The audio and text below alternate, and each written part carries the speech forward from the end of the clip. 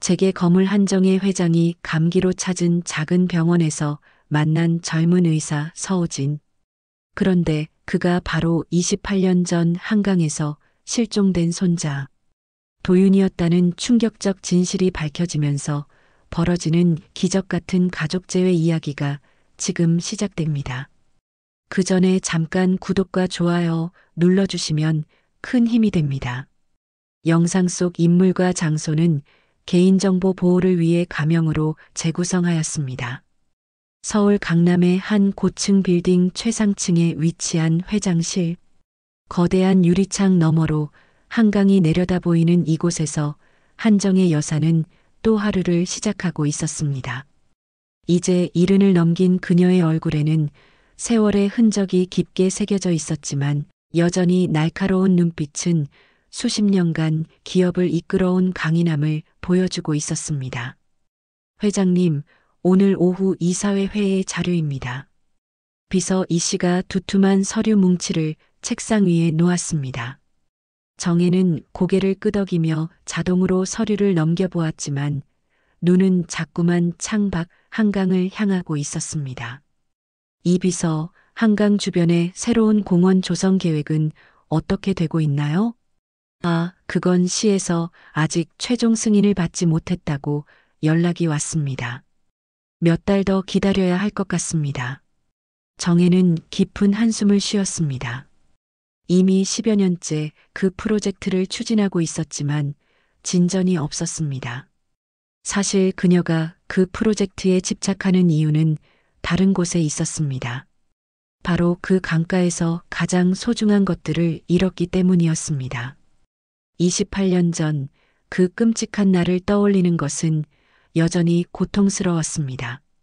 딸 은영이와 사위 도연이는 갓 태어난 아들 도윤이를 유모차에 태우고 강변공원을 산책하러 나갔었습니다. 그날은 유난히 안개가 짙었고 도로 상황이 좋지 않았습니다. 갑작스럽게 나타난 대형 트럭이 그들을 덮쳤습니다. 회장님, 오늘 저녁 식사 약속은 어떻게 하시겠습니까? 비서의 목소리가 정혜의 생각을 현실로 이끌었습니다. 아, 그냥 취소하세요. 집에서 혼자 먹겠습니다. 정말 혼자였습니다.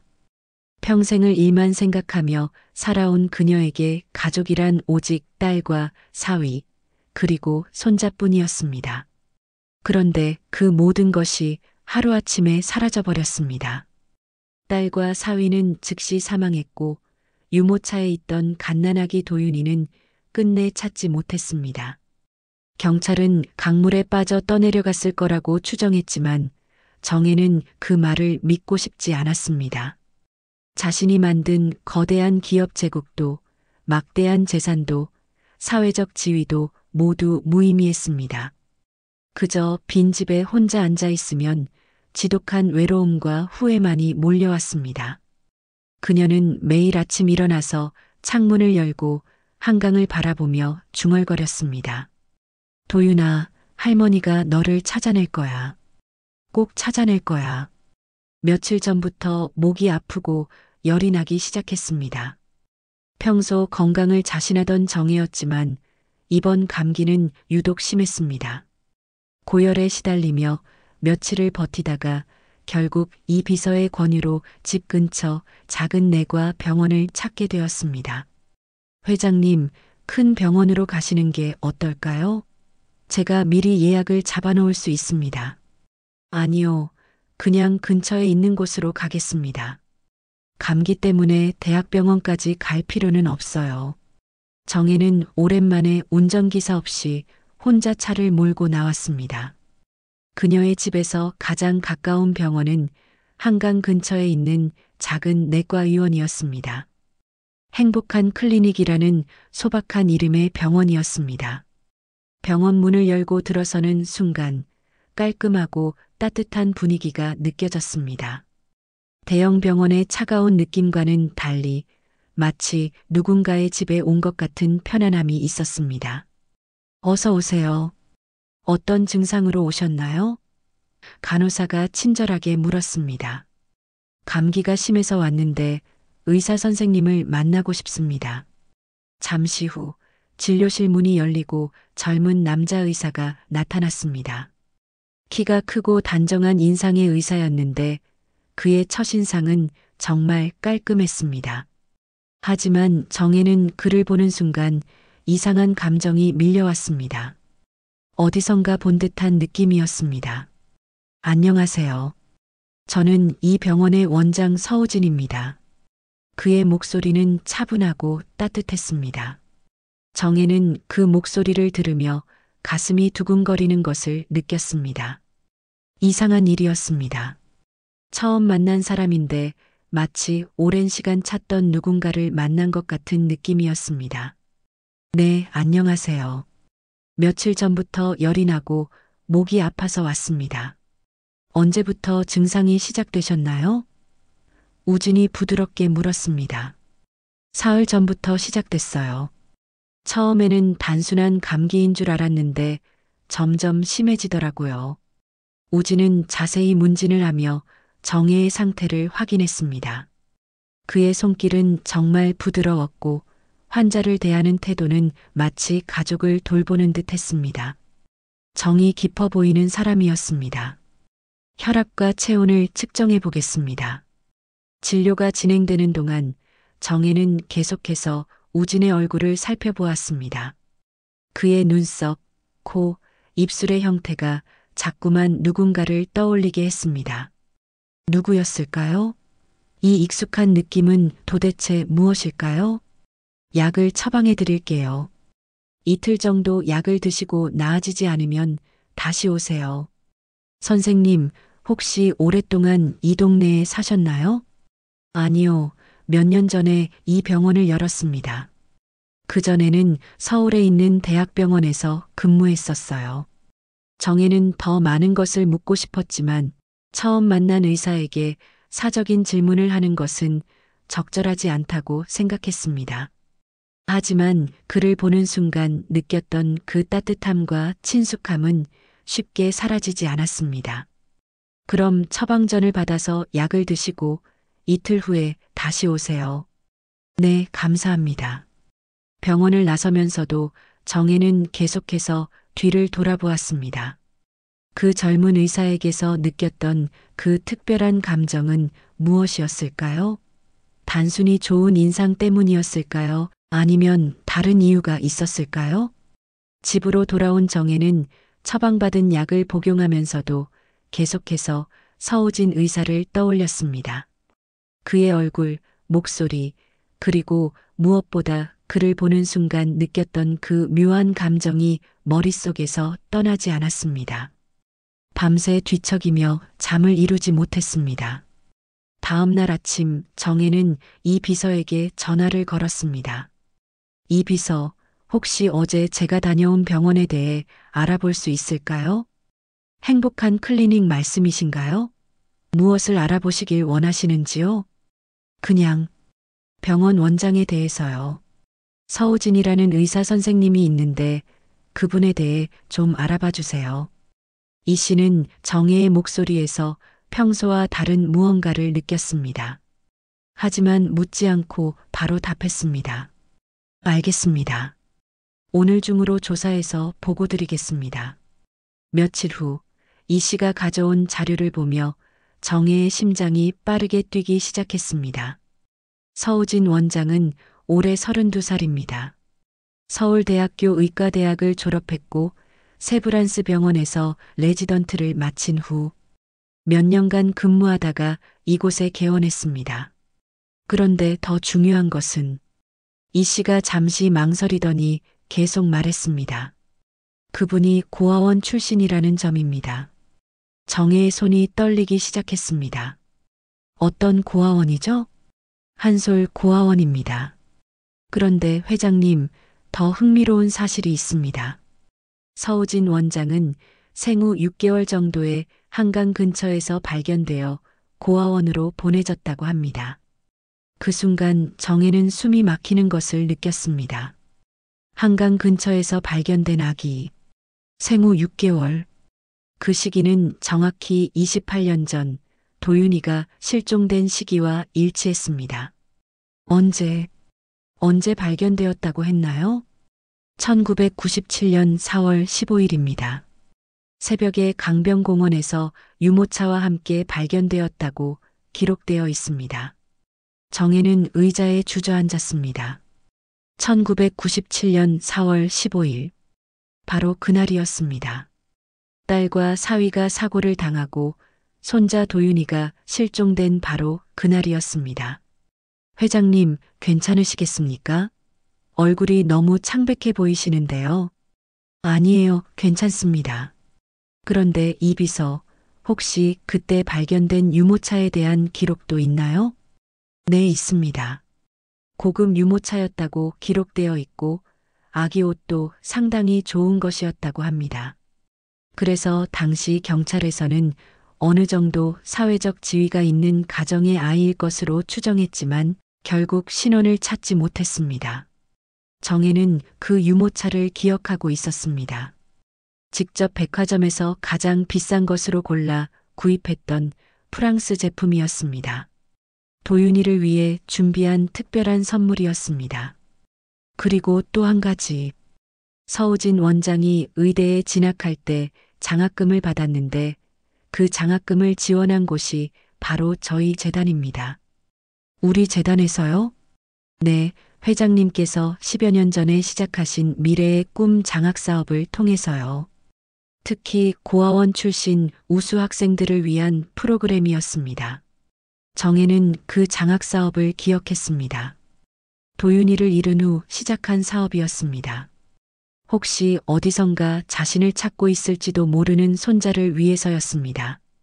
이 비서, 혹시 서우진 원장이 자신의 출생에 대해 궁금해하고 있는지 알아볼 수 있을까요?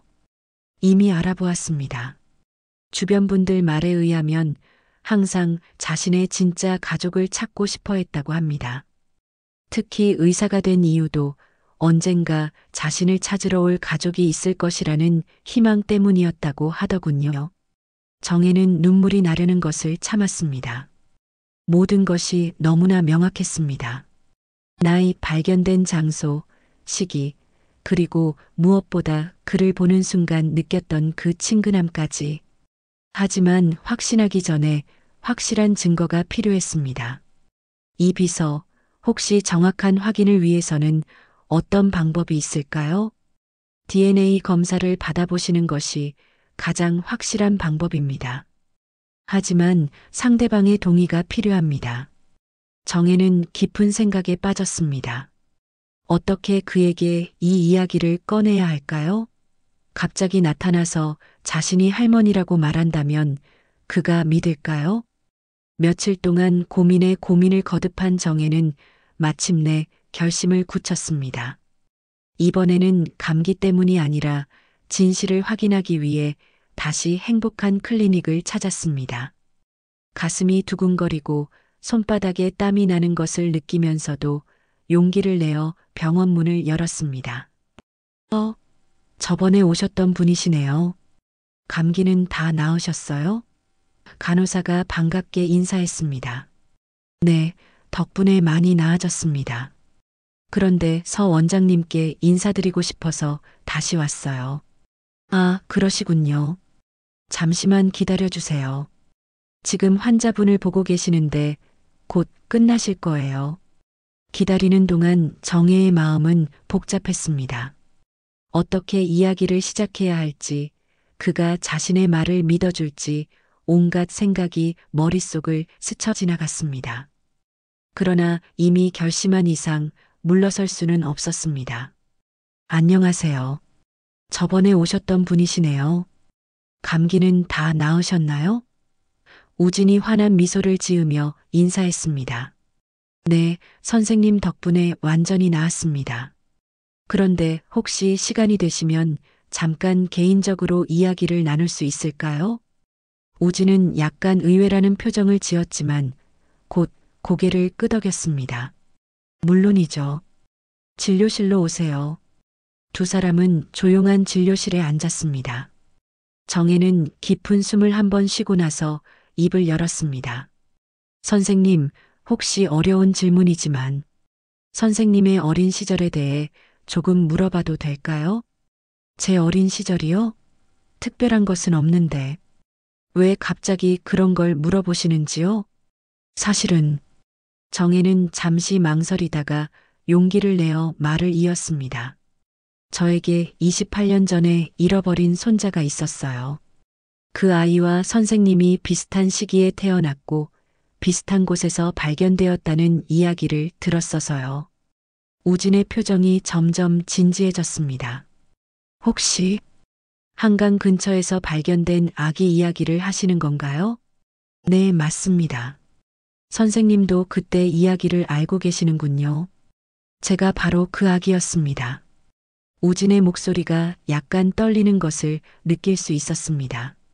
어릴 때부터 계속 궁금했어요. 내가 누구인지, 나를 낳아주신 분이 누구인지. 정혜는 가슴이 터질 것 같았습니다.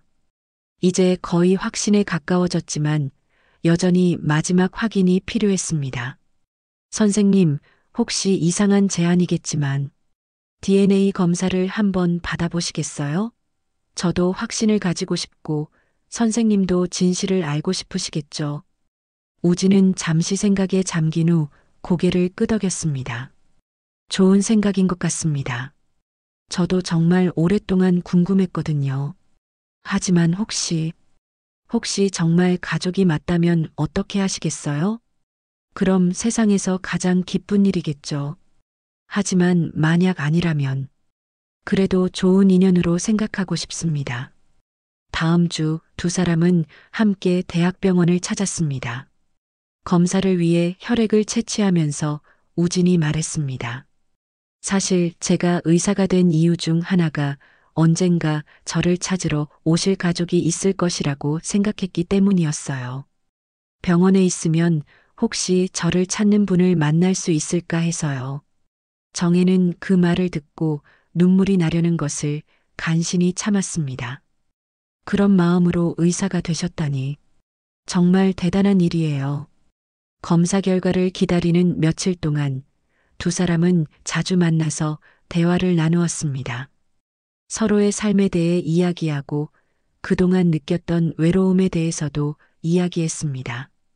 시간이 지날수록 두 사람 모두 서로에게 특별한 감정을 느끼고 있었습니다. 선생님, 혹시 어릴 때 특별히 기억나는 것이 있나요? 사실 별로 없어요. 하지만 이상하게도 어릴 때부터 한강을 보면 마음이 편안해졌어요. 그래서 이곳에 병원을 열기로 했죠. 그 말을 들은 정혜는 운명이라는 것이 정말 존재하는 것일까 하는 생각이 들었습니다. 마침내 검사 결과가 나오는 날이 왔습니다. 두 사람은 긴장한 채로 의사의 설명을 기다리고 있었습니다. 검사 결과가 나왔습니다. 의사가 서류를 들고 진지한 표정으로 말했습니다. 친자 확률이 99.9%입니다. 거의 확실하게 혈연 관계가 맞다고 볼 수 있습니다. 그 순간 진료실에는 정적이 흘렸습니다.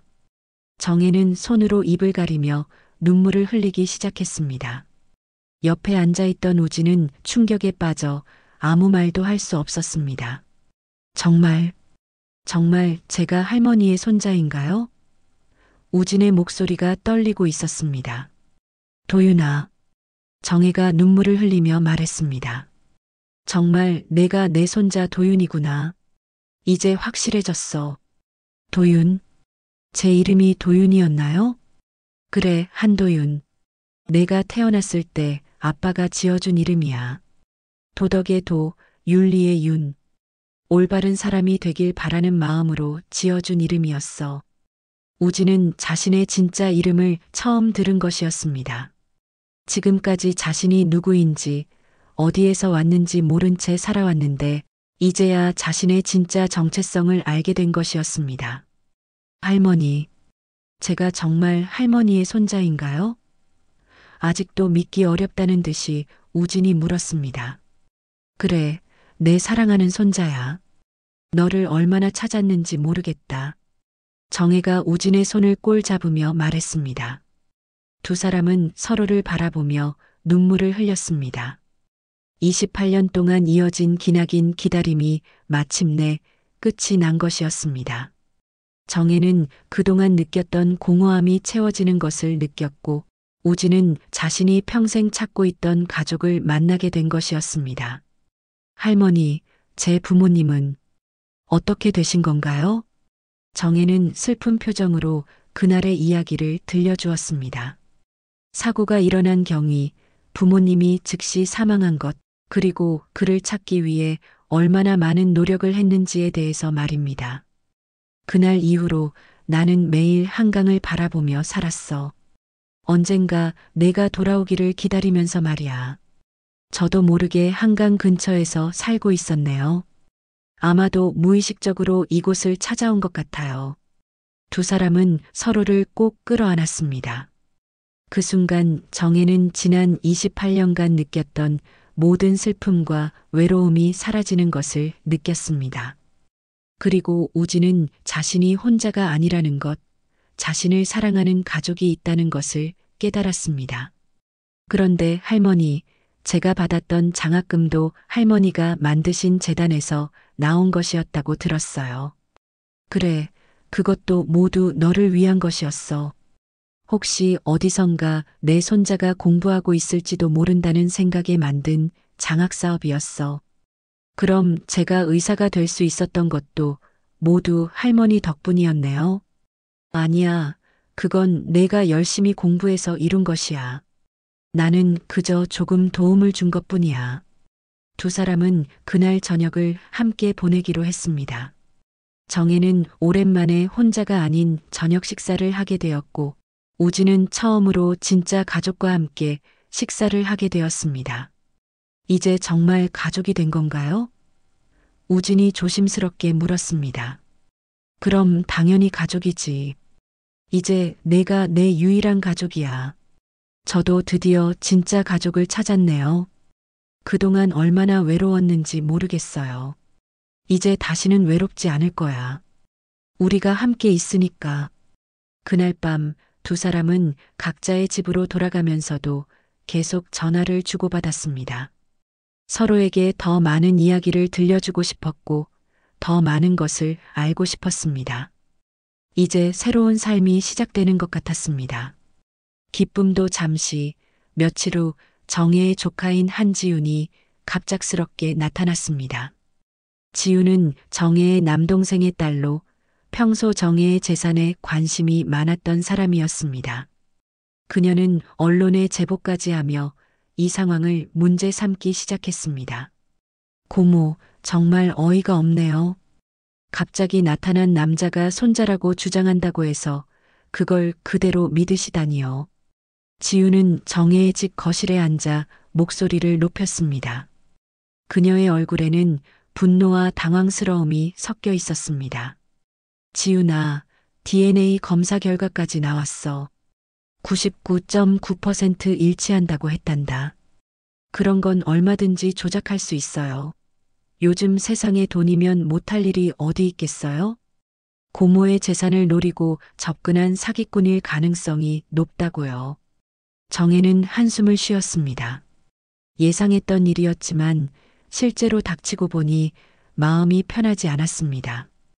그 사람이 고모를 속이고 있는 거예요. 28년 만에 갑자기 나타난다는 게 말이 되나요? 더군다나 의사라니 완전히 계획적인 접근이잖아요. 며칠 후 지우는 변호사까지 동원해서 법적 대응에 나섰습니다. 그녀는 우진이 정혜를 속여 재산을 빼앗으려 한다며 사기 혐의로 고발했습니다. 동시에 언론에도 이 이야기가 알려지면서 상황은 점점 복잡해졌습니다. 재계 거물 한정의 회장, 갑작스럽게 나타난 손자 주장하는 남성과 유산 분쟁, 28년 만에 나타난 손자?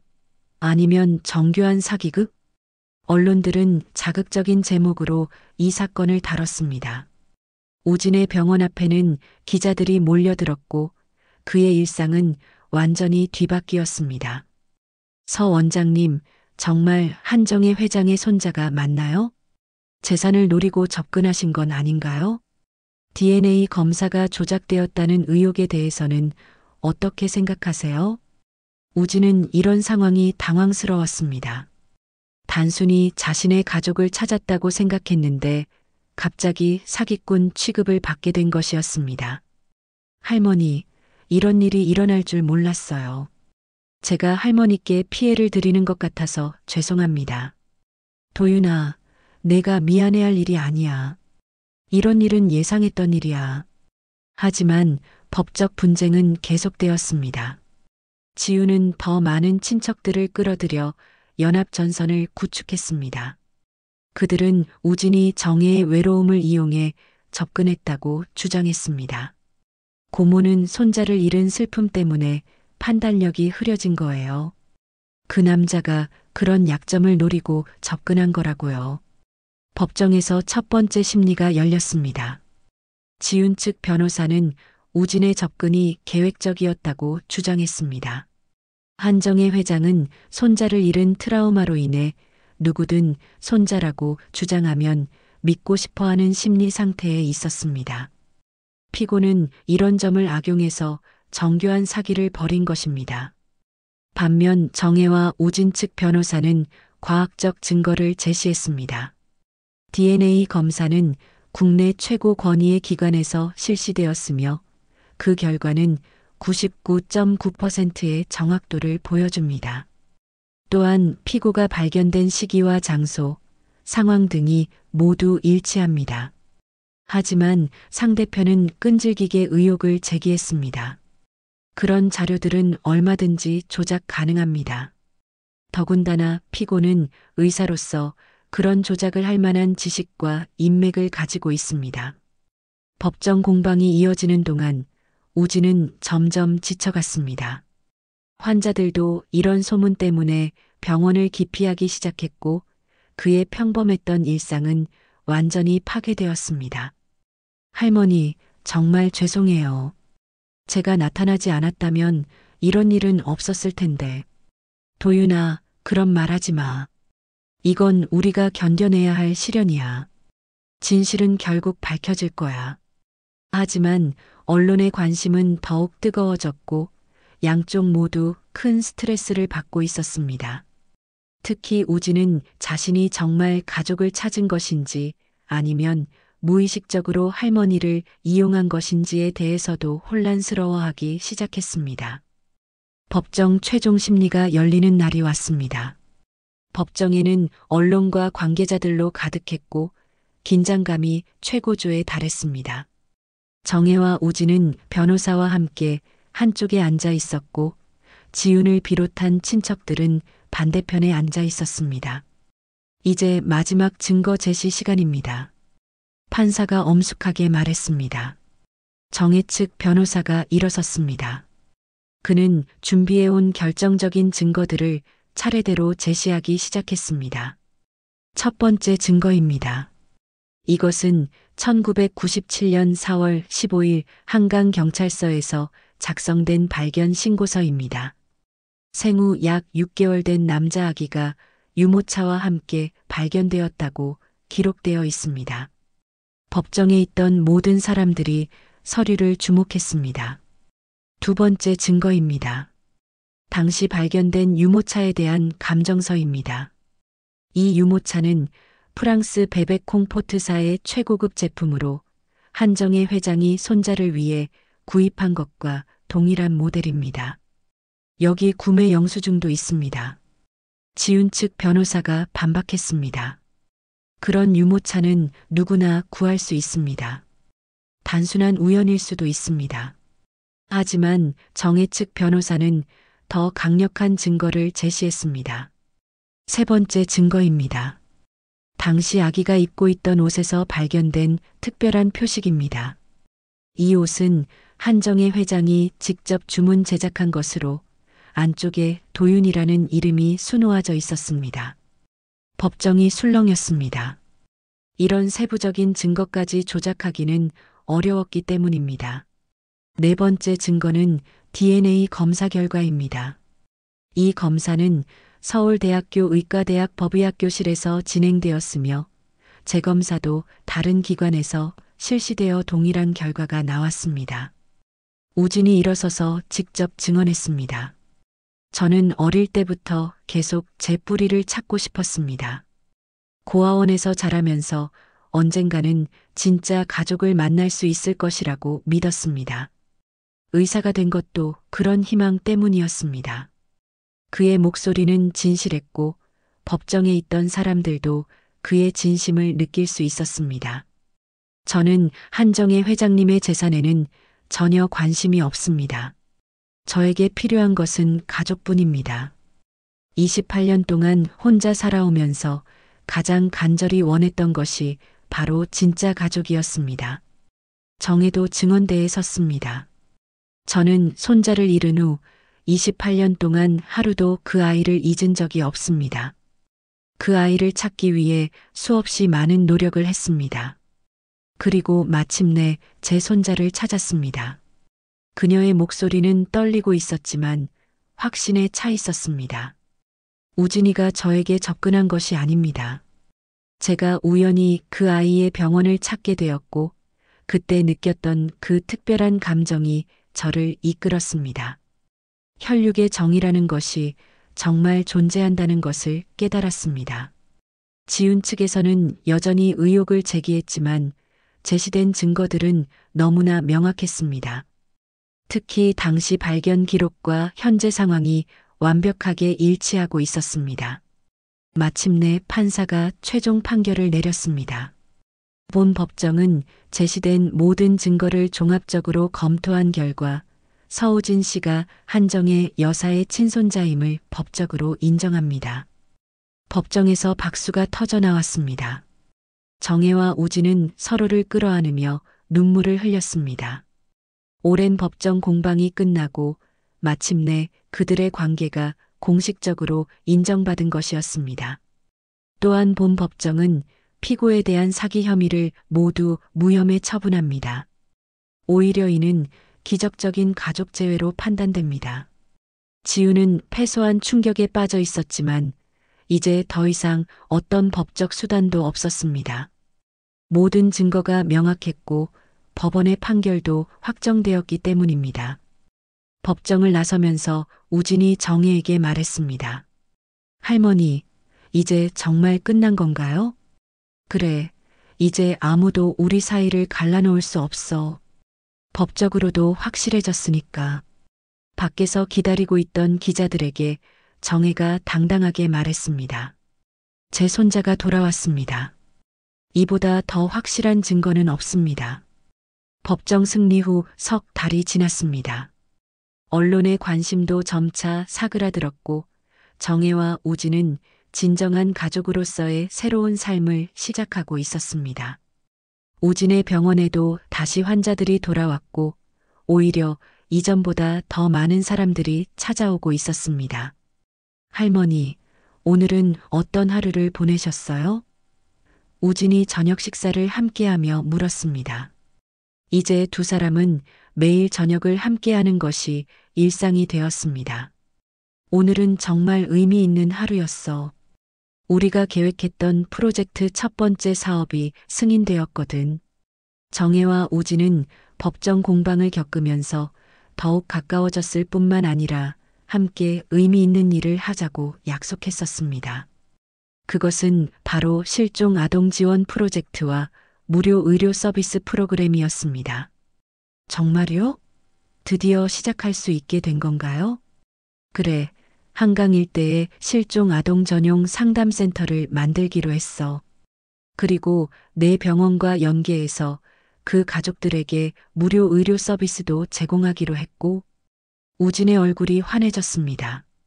이 프로젝트는 단순히 사회 공헌이 아니라 자신들과 같은 아픔을 겪는 가족들을 돕는 일이었습니다. 할머니처럼 가족을 잃고 찾고 있는 분들에게 조금이라도 도움이 될 수 있다면 정말 좋을 것 같아요.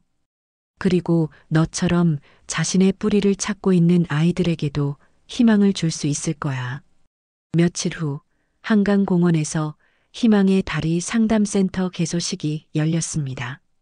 많은 시민들과 언론이 참석했고 정혜와 우진이 함께 테이프를 끊었습니다.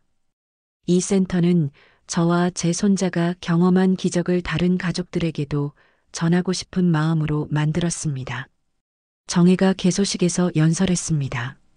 가족을 잃은 아픔은 말로 표현할 수 없습니다. 하지만 포기하지 않으면 언젠가는 다시 만날 수 있다는 희망을 전하고 싶습니다. 우진도 마이크를 잡고 말했습니다. 저는 28년 만에 진짜 가족을 찾았습니다. 이것이 기적이라면 이런 기적이 더 많은 사람들에게 일어나기를 바랍니다.